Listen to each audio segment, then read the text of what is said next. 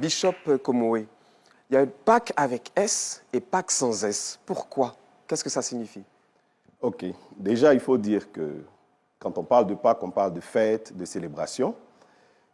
Pourquoi est-ce qu'on emploie le mot Pâques avec S, tandis que dans la Bible, la Pâques est écrit toujours sans S?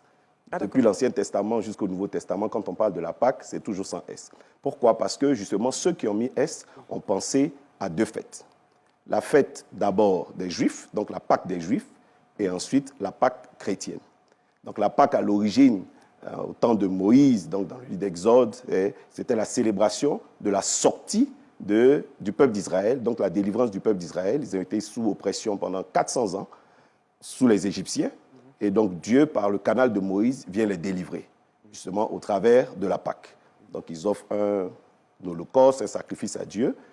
L'ange passe, l'ange de la mort passe, il voit le sang, le signe du sang sur les maisons. Il ne touche pas au premier-né hébreu. Et ensuite, il juge l'Égypte en frappant les premiers-nés des Égyptiens et il délivre le peuple d'Israël. Ensuite, il y a Christ qui vient plus tard. Donc Christ qui arrive et qui, lui, justement, est, je peux dire, la Pâque même, en tant que tel, l'agneau de la Pâque. Tandis que Moïse offrait, avec Moïse, c'était des offrandes, donc on sacrifiait des animaux. Christ, lui, vient donner sa vie, lui-même en tant qu'agneau de Dieu, donc agneau de la Pâque. La Bible dit que Christ est notre Pâque. Et donc, à partir de Christ, justement, nous entrons dans une célébration, on peut dire, perpétuelle de la Pâque. Il faut comprendre qu'avec Israël, c'était ponctuel, c'était juste la délivrance de l'Égypte. Après, d'ailleurs, le peuple est devenu esclave d'autres puissances. Au temps de Christ, d'ailleurs, ils étaient esclaves des Romains.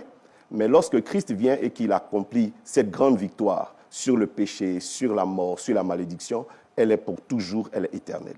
Donc, voilà la raison pour laquelle on parle de Pâques, généralement, pour parler de deux fêtes avec S. Mais la Pâque, en tant que telle, la Pâque biblique, c'est sans S. Exactement, je pense que c'est...